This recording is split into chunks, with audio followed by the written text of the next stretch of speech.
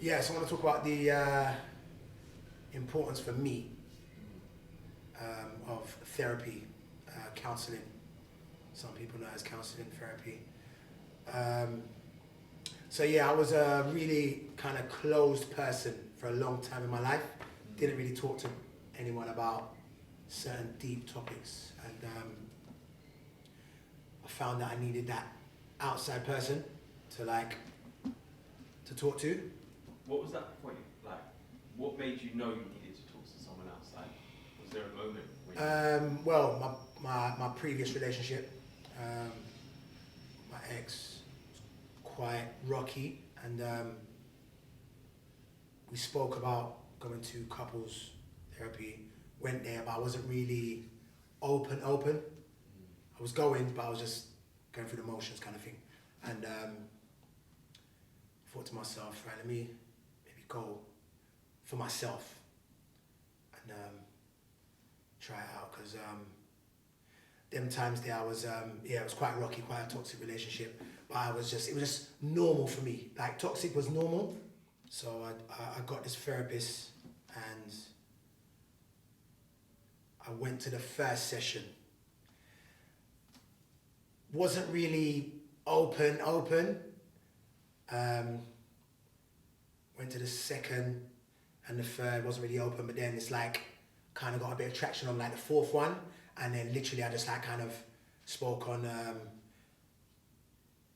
can't remember exactly what it was, but I spoke on a certain subject, and it really kind of made me melt down, break down, crying, tears, everything. And from that session, I realized the power of um, just like talking your truth. I literally felt the healing. And throughout my life, I've been in and out of hospital with my asthma, allergies, eczema, and all these things. And literally, I did not have to go to the hospital for a long time after that. So then I realized, like, getting stuff off your chest emotionally helps you physically as well. You see what I'm saying? so do you feel like some of those unconscious thoughts that you had or whatever was going on inside contributed to some of your health? Oh, 100%. You know, like I said, I was holding a lot of stuff in for years. Like, my relationship with my mum, that was really rocky for a long time. Mum, dad, literally the family that was in my mum's house, my brother and my sister, literally just, we didn't have a good relationship at all, and I was just like holding a lot of stuff in, and yeah, literally it all came out in that fourth session, all came out, bawling. How did you feel after that session? Like, so you spoke about in the session, but after that session?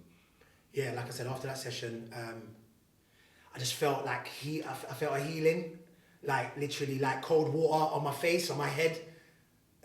I don't know, it's weird, but yeah, I was literally feeling a healing. And after that, I just felt like a lot of energy. Didn't have so many allergies. It's weird. I used to be really allergic to like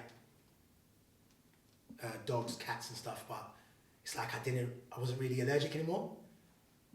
Yeah, it's weird. Why do you think a lot of men, especially in the community, don't get therapy?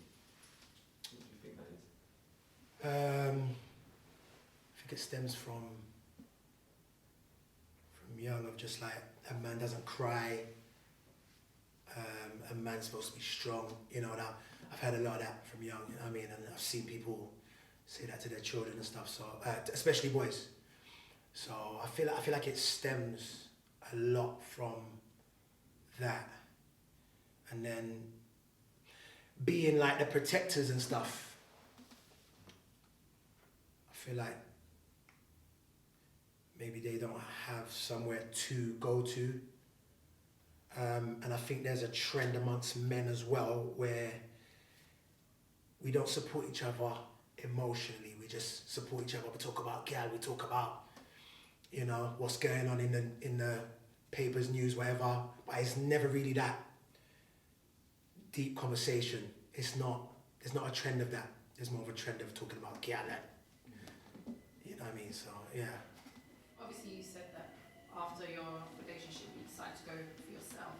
Mm. But did you feel at any point embarrassed, shy, or in any way reserved as a man, knowing that it wasn't something that was common? Did it make you feel any type of way taking yourself there for the first time? Therapy, yeah? Yeah. 100%. You know, I grew up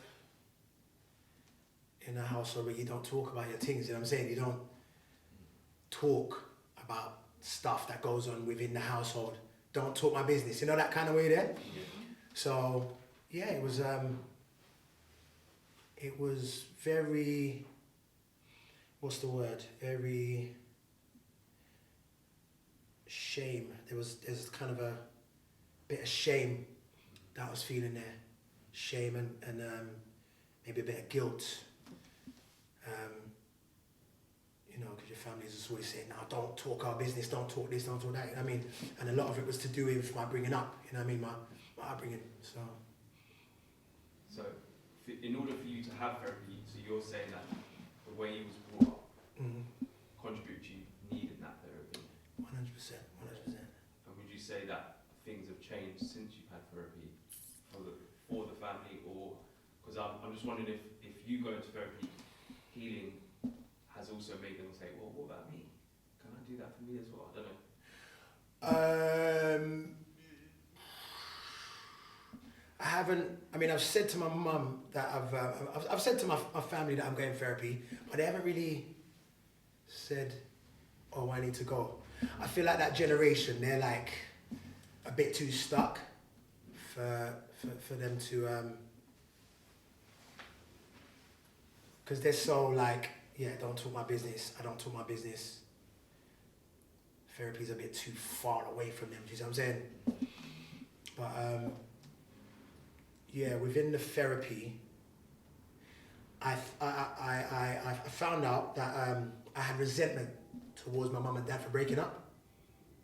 I thought that my life would be better. So that's also another reason why I was in the relationship that I was in for so long, trying to be there for my daughter. But really, it was quite toxic. You know what I mean? So you was able to see how those patterns played into you. Generational trauma, innit? You know how it goes. So since you've been going and your family know you've been going, have they seen a difference in you? 100%. I was, for a long time in my life, I was hiding away. Wasn't, anytime someone would call me, I wouldn't answer it. And I was just living in a lot of guilt, fear, shame, and all of that. And I would literally distance myself from everyone. And then next minute I looked around, I didn't have any friends, didn't have any family around me. And I was just in this relationship that wasn't ideal. So yeah, now I'm in a lot better place. You know, I've had a lot of conversations. Lockdown helped me to stop and be still, because I DJ and I do a lot of stuff and I distract myself a lot. And so in the lockdown, it allowed me to be still, and that allowed me to do a lot of journaling, and I had a lot of difficult conversations with family that I kind of distanced myself from, and they didn't understand why. So I had to literally let them know what was going on for me, do my apologies if I'd done anything which had made them feel away, set the boundaries. Can I ask about boundaries? Yeah. When you say set boundaries, what does that mean to you? Because a lot of people say set boundaries, but Yeah. it's like... Okay, so literally, if somebody had done something to me in the past which I didn't like, I would literally just distance myself from them automatically, as opposed to addressing the situation. So literally, them difficult conversations that I was having, I was addressing things from 20 years ago, 30 years ago. Just addressing them, and I was like, okay, you know, I didn't like that, but you know, what's done is done. And, you know, often they would say, right, you know what, I didn't even know that I did that to you. Or some of them would be like, yeah, nah, but, I like, for instance, my mum, if I'd say to her something like, I didn't like that, can't think of something off the top, but if I did say I didn't like that, she'd come to me with like a thing like, you're too ungrateful, you know what I mean, I've done all I could, you know, that way there. But, you know, I am grateful for that, you know, and because I was journaling, it didn't, her getting angry didn't allow me to veer off. So, I was saying to her, you know, I do appreciate that you was there for me for that. However, this made me feel this way, you know, and it's like that generation, they're kind of, it took a few sessions with us to get through to her, for her to understand how it made me feel. And then to set a boundary, you know, that I can't have that happen again, you know, or just like with friends and stuff, them kind of things there, like just, if we're gonna be friends or we're gonna be in each other's space, I need you to not cross this line, or I need you to, you know, just for me kind of thing, that kind of, did you get what I'm saying? Yeah? But like, sounds like from what you're saying, the way it's the delivery of the boundaries in terms of like, okay, I love you and I love what your intention, but there's also the way you might move has an impact on me. Yes. Or the things you might say has an impact on me. Yes. So it's a tricky one, because it's obviously, as you're saying, if people are stuck in their ways and you're trying to address situations, because it might be generational trauma, for instance, and they're carrying it and it's being passed to you, and you're like, no, this has got to stop. Yeah. It's how do you then address it, but where it meets both of your needs. So your needs are getting met and their needs are getting met. So I find that powerful stuff. Yeah, it's so difficult. When you're operating in this realm now, so obviously you've gone and you've started your healing journey. We know healing is probably like long for a lot of us. Yes. How do you see the world around you now? Like, what are you seeing in other men? Are you, because I know personally from my healing journey, when I'm healing, I'm like, whoa, I'm seeing. You can see it all now. It's like you've taken off the glasses, boy, and it's like, yeah. So when you say, what am I seeing? What am I seeing? And you're in the DJing world as well, so you must see all sorts of behaviours and stuff. There's a lot of destructive behaviour I'm seeing, and I'm in it. I'm not a part of it, and you know, I don't force my ways on people. But yeah, there's just a lot of ways, just like down to everyday things like drinking alcohol. You know, obviously it's not good for us, but yet people just do it every day or every week or whatever.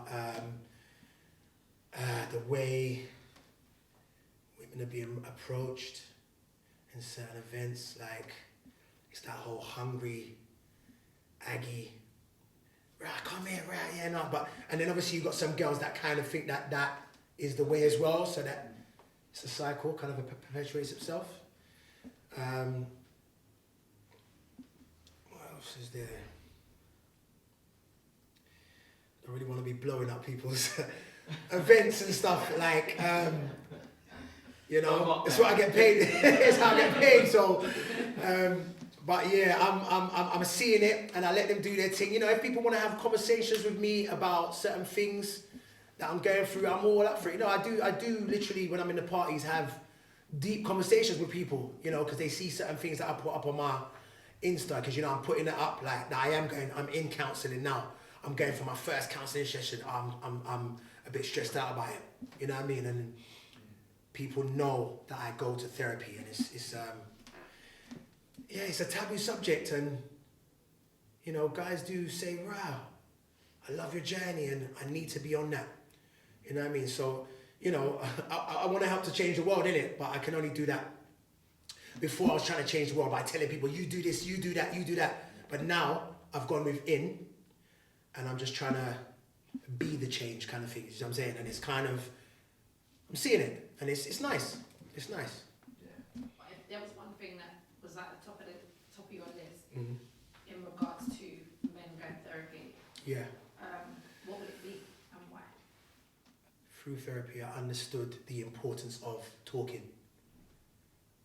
and getting things off my chest that has been sitting on me for like 20 years, 30 years.